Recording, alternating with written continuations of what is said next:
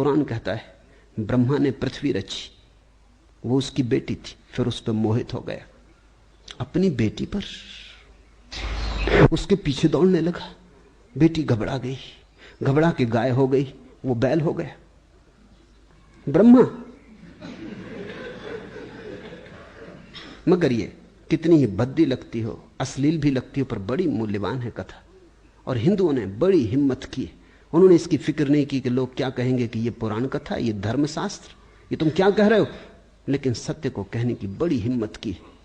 आज के हिंदू बहुत कमजोर और कायर हो गए, वो बात और है, लेकिन कभी बड़ी हिम्मतवर कौम थी। जरा सोचो, भगवान ने पृथ्वी पैदा की तो निश्चित ही जिसने पैदा की वो पिता हो गया, बेटी हो गई पृथ्वी, और वो बेटी पे आकर्षित हो गया, इतनी सुंदर थी। वो दौड़ने लगा उसके पीछे, बेटी स्वभावतः घबरा गई, बाप को दौड़ते देखे तो वो बेचैन हो गई, उसने घबरा के रूप बदल लिया, वो गाय हो गई तो वो बैल हो गया। बैल नहीं, सांड, क्योंकि बैल तो बहुत बाद में आए। वो घबरा के बदलती गई, हथनी हो गई तो वो हाथी हो गया। हिंदू कहते हैं इसी तरह पूरी सृष्टि पैदा हुई, क्योंकि वो बेटी घबराती गई और रूप बदलती गई, और बाप भी अपना रूप बदल के नए रूप में फिर काम वासना से भरता हुआ दौड़ने लगा। सारी दुनिया में सभी समाजों ने अब तक कहता हूं, कहना चाहिए 2 सप्ताह पहले तक नियम रखा है कि बाप और बेटी का संबंध न हो। ये संबंध सबसे बड़ा पाप समझा है। 2 सप्ताह पहले तक कहता हूं, क्योंकि 2 सप्ताह पहले स्वीडन की सरकार ने एक नियम पारित किया कि इसको अब गैर कानूनी नहीं समझा जा सकता। बाप भी अगर बेटी से संबंध बनाए या बेटी बाप से संबंध बनाए तो इसको कोई अब अदालत में नहीं ला सकता। ये गैर कानूनी अपराध नहीं है। क्यों सारे समाजों ने यह बात रखी कि बाप और बेटी का संबंध या बेटे और मां का संबंध? जरूर खतरा वहां है। अगर संबंध पर बहुत रोक ना हो तो संबंध हो जाएगा, इसका डर है। जहां डर है वहीं रोक है। साधारणतः हम सोचेंगे ये बात ही सोचने जैसे नहीं, बाप और बेटी का संबंध, लेकिन जब ब्रह्मा और उसकी बेटी का हो गया तो हिंदू जानते ये हो सकता है। जब बेटी बड़ी होती तो बाप को फिर अपनी पत्नी उसमें दिखाई पड़ती, वैसी जैसी उसकी पत्नी युवा थी जब वो उसे विवाह लाया था। सारी वासना फिर प्रज्वलित होती। वो तो इतने संस्कारों के कारण रुकावट पड़ती, इतने संस्कार हमने खड़े कर दिए, इतनी धारणा हमने पैदा कर दी कि पाप है। ये पाप की बात इतनी गहरी बिठा दी, और संस्कार सदियों पुराना है कि बाप के मन में उठे भी तो वो खुद ही को घृणा करेगा कि मैंने क्या सोचा, ये बात मेरे मन में कैसी उठी, मैं महापापी हूं। वो पश्चाताप करेगा, उपवास रखेगा, मंदिर जाएगा, कुछ करके इंतजाम करेगा, अपने को प्रक्षालित करेगा। लेकिन ये बात उठ सकती अगर बिल्कुल प्राकृतिक हो और कोई रुकावट न डाली गई हो, तो जैसा पशुओं में उठती वैसे ही पुरुष में भी, मनुष्यों में भी उठेगी। मां जब अपने बेटे को जवान होते देखती तो उसे याद आते हैं वे दिन जब उसका पति भी जवान था और ऐसा ही तो लगता था। ठीक उसका पति जैसे फिर लौट आया, लौटा भी है, आखिर बेटा उसके पति का ही रूप है। खतरा है, डर है। स्वीडन ने यह खतरा हटाया। यह मनुष्य जाति के इतिहास में क्रांतिकारी क्षण हो सकता है। आज इसका इतिहास नहीं लिखा जा सकता, लेकिन हजारों साल बाद आदमी इस स्वीडन में जो नियम बना, इसके बाद अब वही नहीं हो सकेगा जो इसके पहले था। मनुष्य का इतिहास इस नियम से विभाजित होगा। ये बड़ा क्रांतिकारी कदम है, बड़ा हैरान करने वाला कदम है। बुद्ध कहते हैं ईश्वर ने बनाया, लेकिन वेद कहते हैं ईश्वर के मन में कामना पैदा हुई कि मैं रचूं, मैं संसार रचूं। रचने की वासना जगी। तो बुद्ध की बात बड़ी साफ है। वो कहते हैं वासना फिर परमात्मा से बड़ी हुई। वासना ने परमात्मा को आंदोलित किया। परमात्मा भी वासना से ही चला। कामना हुई कि रचूं, वासना हुई कि बनाऊं, फैलाऊं, माया का जाल उठाऊं। तो फिर ये जो वासना ने परमात्मा तक को अनुप्रेरित किया और चलाया, वो बड़ी हो गई। इसलिए बुद्ध कहते हैं परमात्मा को छोड़ो, जिसने परमात्मा को चलाया वही तुम्हें भी चला रही है, उससे ही निपट लो। इसलिए बुद्ध पुराण शास्त्र में जब बुद्ध ज्ञान को उपलब्ध होते हैं तो ब्रह्मा विष्णु महेश भी उनके चरणों में आते हैं। यह भी एक बड़ी अनूठी घटना है। हिंदू इससे बहुत नाराज हुए ये कहानी गढ़ने से कि ये क्या कहानी गढ़ी कि बुद्ध के चरणों में ब्रह्मा विष्णु महेश आते हैं। ब्रह्मा उनके चरणों में सिर रखता है और कहता है आप बुद्धत्व को उपलब्ध हो गए, हमें भी ज्ञान दें। परमात्मा बुद्ध के चरणों में आके मांगता है ज्ञान दें। ये बात लेकिन महत्वपूर्ण है।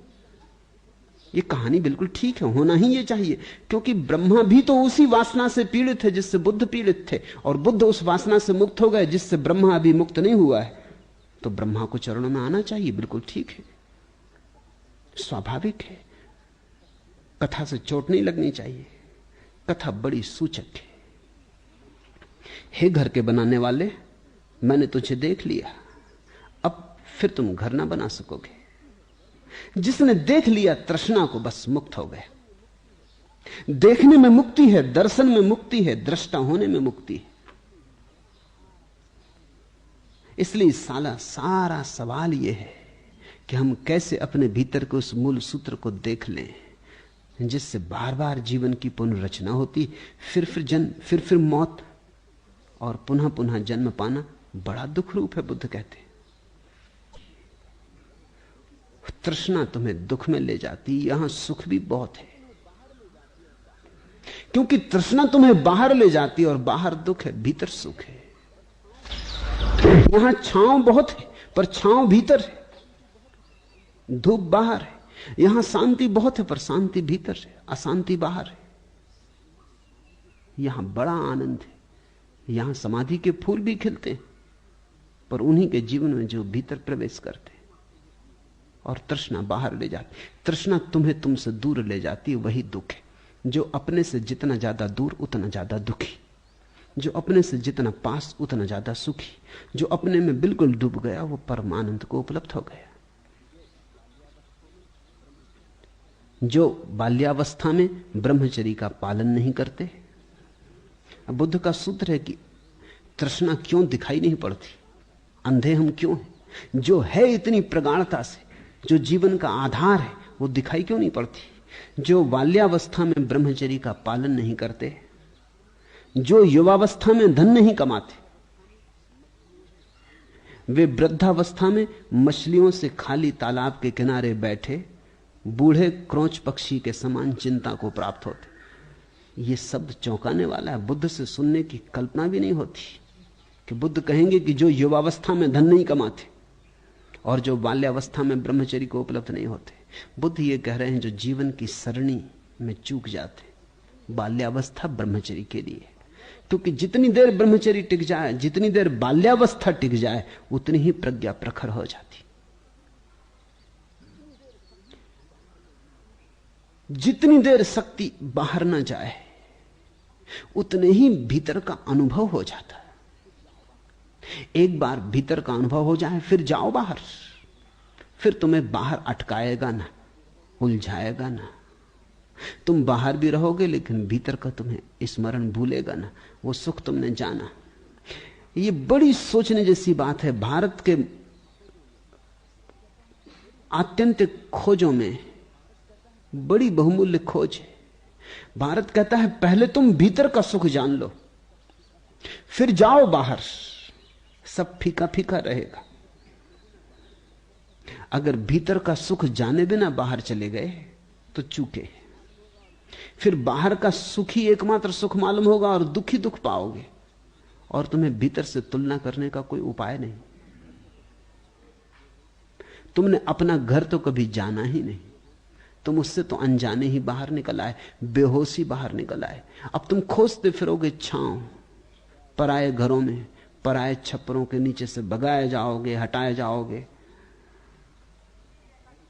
तुम जानते नहीं कि अपना भी घर है एक, और उसे तुम अपने भीतर लिए हो। वहां जाने के लिए कुछ भी नहीं करना, बस आंख बंद करनी। वहां जाने के लिए कुछ भी नहीं करना, बस ना करने का थोड़ा उपाय करना। वहां जाने के लिए कुछ भी नहीं करना, थोड़े द्वार दरवाजे बाहर के बंद करने, ऊर्जा को भीतर प्रवाहित होने देना। इसलिए हमने ये चेष्टा की थी इस देश में, अनूठा प्रयोग था, कभी पृथ्वी पर कहीं और किया नहीं गया, और भारत भी करके उसे भटक गया, चूक गया, किया फिर भूल गया। प्रयोग बड़ा बहुमूल्य था। वो प्रयोग यह था कि हर बच्चा ब्रह्मचर्य का अनुभव कर ले। 14 साल तक ब्रह्मचर्य का अनुभव नहीं हो सकता। बच्चा ब्रह्मचारी होता है, लेकिन अभी काम वासना नहीं उठी, इसलिए ब्रह्मचर्य का अनुभव नहीं हो सकता। अनुभव तो विपरीत में होता है। काले ब्लैक बोर्ड पर सफेद रेखा खींचनी पड़ती, तब दिखाई पड़ती। 14 साल तक सभी बच्चे ब्रह्मचारी हैं, लेकिन वो ब्रह्मचर्य अबोध है। 14 और 28 के बीच में ब्रह्मचर्य हो तो अनुभव होगा, क्योंकि तब वासना खींचेगी बाहर और ऊर्जा को भीतर रखने की साधना चलेगी, तो अनुभव होगा।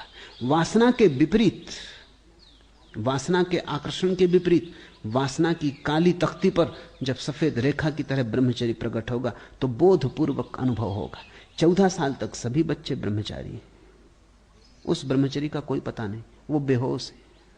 विपरीत अभी पैदा नहीं हुआ, अभी आकर्षण जगा नहीं, अभी बाहर जाने का निमंत्रण नहीं आया, इसलिए भीतर रहने का अनुभव भी नहीं हो सकता।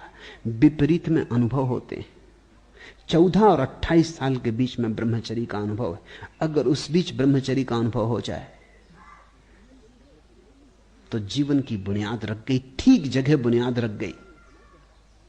यह अनुभव इतना महत्वपूर्ण है, इतना गहरा है, इतनी सुरभि है इसकी, इतनी संपदा है इसमें कि फिर संसार तुम्हें कुछ भी दे, तुम जानोगे ये ना कुछ। तुम्हारे पास तुलना होगी। तुमने सोना जान लिया, अब तुम्हें पीतल से कोई भरमा ना सकेगा। तुमने हीरे जान लिए, अब रंगीन कंकड़ पत्थर तुम्हें भुला ना सकेंगे। ब्रह्मचर्य को हमने पहला कदम माना। फिर दूसरा कदम बुद्ध कहते हैं युवावस्था में जिसने धन नहीं कमाया, बचपन में जिसने ब्रह्मचर्य न साधा, युवावस्था में जिसने धन न कमाया। युवावस्था है महत्वाकांक्षा का क्षण, बाहर को देख लेने का क्षण, बाहर से परिचित होने का क्षण। ध्यान रखना, अगर कोई व्यक्ति ब्रह्मचर्य में डूबा डूबा भीतर ही रह जाए तो सुख तो बहुत पाएगा, लेकिन यह कभी ना समझ पाएगा कि बाहर दुख है। और जब तक तुम यह ना जान लो कि बाहर दुख है, तब तक बाहर जाने की संभावना बनी। किसी भी दिन तुम बाहर जा सकते हो, बाहर से रोकने वाला अभी तुम्हारे पास कोई अनुभव नहीं है। बाहर जाना जरूरी है ताकि बाहर से तुम मुक्त हो जाओ, फिर तुम्हें कोई बाहर न ले जा सकेगा। भटकना जरूरी है ठीक राह पर आने के लिए। अपने घर में प्रवेश के लिए दूसरे घरों पर दस्तक देनी जरूरी है। यह ऊपर से उल्टा दिखाई पड़ता है, लेकिन जीवन को समझो, ऐसा ही जीवन का शास्त्र है। एस धम्मो सनातनो। बाहर जाओ, घर की याद रहे, बाहर खूब घूमो, घर का रास्ता ना भूले। तो घर को ठीक से परिचित हो जाओ, फिर जाओ, फिर बड़ी मौज से जाओ। वो भी करना जरूरी है, वो जीवन का अनिवार्य शिक्षण है। भीतर है आनंद, ये जानना जरूरी है, बाहर है दुख, ये भी जानना जरूरी है, ताकि भीतर होना शाश्वत हो जाए। फिर बाहर की कोई कल्पना ही ना उठे, स्वप्न ना जगे। जो बाल्यावस्था में ब्रह्मचर्य का पालन नहीं करते और युवावस्था में धन नहीं कमाते, धन यानी महत्वाकांक्षा, पद, वो जो व्यर्थ है उसको भी इकट्ठा करना जरूरी है। जिंदगी ऐसी है, यहां विपरीत से अनुभव होते, यहां दुख भी दिशा देता है, यहां नरक भी स्वर्ग की तरफ तीर बताता है। जो बाल्यावस्था में ब्रह्मचर्य का पालन नहीं करते, युवावस्था में धन नहीं कमाते, वृद्धावस्था में मछलियों से खाली तालाब के किनारे बैठे बूढ़े क्रोंच पक्षी के समान चिंता को प्राप्त होते, उनका वार्धक्य धूप में पकाए गए बाल सिद्ध होते। जिन्होंने बचपन में ब्रह्मचर्य न जाना और जवानी में जिन्होंने राग रंग न जाना, जिन्होंने जवानी का ज्वर न जाना, बचपन की शांति न जानी, उनका बुढ़ापा कोरा खाली होता है, उसके पास कोई संपदा नहीं। वो ऐसे तालाब के किनारे बैठे हैं, बुद्ध कहते हैं, जिसमें मछलियां नहीं, बंसी लटका है। जो बाल्यावस्था में ब्रह्मचर्य का पालन नहीं करते, युवावस्था में धन नहीं कमाते, वे वृद्धावस्था में धनुष से छोड़े गए बाण की भांति अपनी पुरानी बातों को ही कह के चिंतित पड़े रहते। उनके पास फिर कुछ करने को नहीं रहता, सोचने को भी नहीं रहता। वो पुराने अतीत को ही जुगाली करते। बूढ़े अक्सर तुम्हें जुगाली करते मिलेंगे, लेकिन जो आदमी पीछे लौट लौट कर देखता है वो इतना ही बता रहा है कि उसके हाथ खाली। क्योंकि जिस व्यक्ति ने ठीक से जीवन को जिया है, बुढ़ापे में वो वर्तमान में जीने लगता है। सारे जीवन का शिक्षण बचपन का ब्रह्मचर्य, फिर बाद की ग्रस्तावस्था, बाहर भीतर दोनों उसने जान लिए। अब जानने को कुछ भी ना बचा। व्यर्थ को उसने व्यर्थ की तरह जान लिया, सार्थक को सार्थक की तरह जान लिया। तो बूढ़े में एक गरिमा प्रकट होती।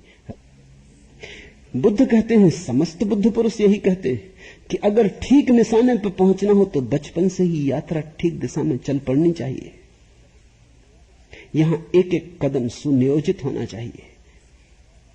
बचपन ब्रह्मचर्य का, स्वयं को जानने का, फिर जवानी घर बसाने की, गह कारक को पहचानने की, तृष्णा में फैलने की, मगर भूलने की नहीं। तृष्णा में दूर तक जाने की, मगर अपने भीतर से जड़ें न उखड़ जाएं। केंद्रित रहते हुए दूर तक परिधि को फैलाने की, महत्वाकांक्षा को दूर तक दौड़ाने की। उड़ना दूर तक, जैसे कबूतर उड़ जाते लेकिन लौट लौट आते, अपने घर पर वापस आ जाते। फैलाना दूर तक अपना जाल, क्योंकि वह भी जरूरी है, अन्यथा पीछे पछताओगे जब शक्ति ना रहेगी। जब शक्ति है तब फैला लेना, ताकि फैलाने से भी छुटकारा हो जाए, ताकि तुम जान लो सब व्यर्थ है। जवानी व्यर्थ को जानने का अवसर है। फिर वानप्रस्थ, जब तुम व्यर्थ को जानने लगो तो फैलाए जाल को समेटने लगना, जैसे मछुआ जाल को समेटता है या दुकानदार अपनी दुकान को समेटता है। सांझ हो गई, बाजार उजड़ने लगा, लोग जाने लगे।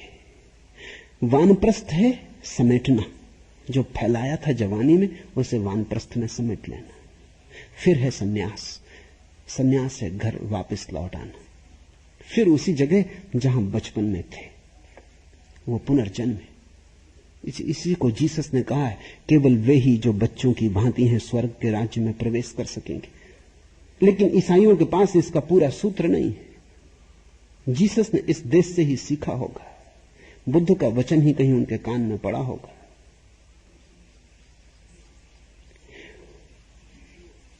फिर ब्रह्मचर्य, सन्यास। ब्रह्मचर्य से शुरुआत, ब्रह्मचर्य पर अंत, वर्तुल पूरा हुआ, यात्रा संपूर्ण हुई।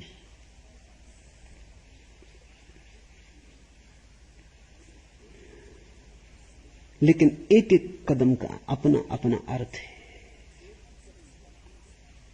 एक भी कदम व्यर्थ नहीं है।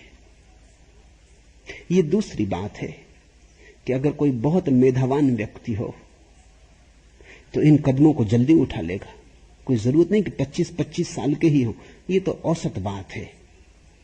अगर मेधावान व्यक्ति हो तो 33 साल में सब कदम उठा लिए।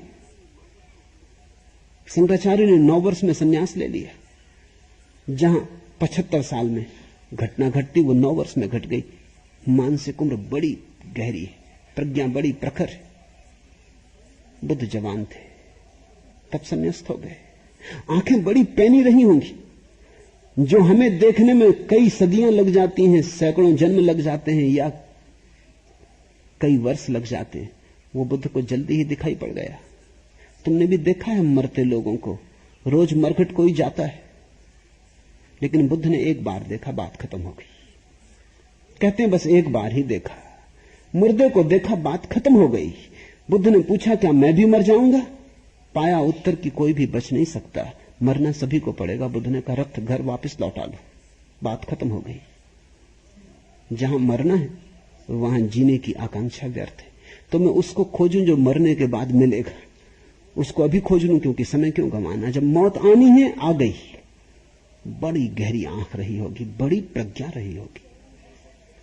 तो बुद्ध ये नहीं कह रहे हैं तुमसे कि जब 75 साल के हो जाओ तभी संन्यास लेना। बुद्ध ये कह रहे हैं 75 साल के हो जाओ तब तो ले ही लेना।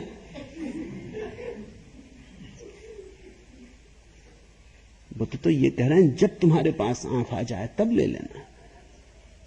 जिसके पास तीव्र प्रतिभा है वो थोड़े ही अनुभवों से सीख जाता है। एक संभोग से सीख जाता है कि संभोग व्यर्थ है।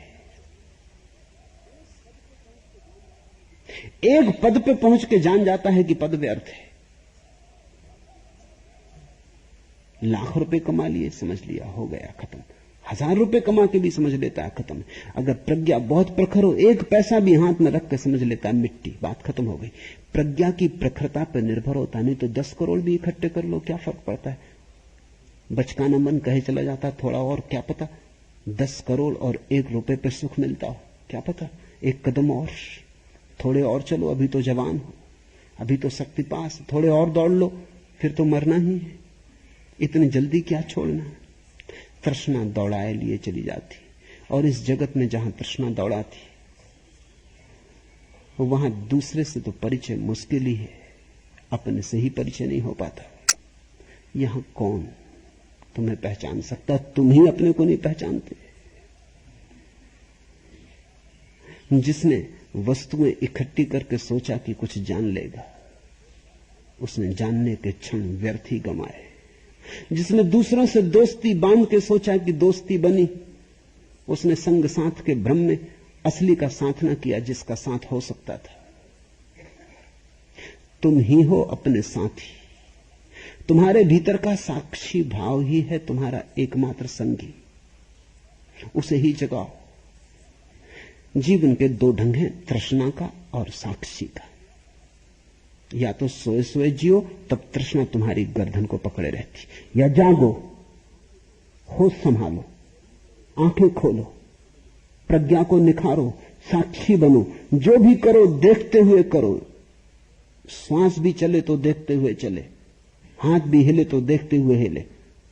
साक्षी को जिसने पकड़ा उसकी तृष्णा गई। जो साक्षी को पा लेता है वही बुद्धत्व को उपलब्ध हो जाता है। तृष्णा में बहुत दिन जिए, बहुत जन्म जिए, थोड़ा साक्षी की तरफ चेष्टा करो, प्रयास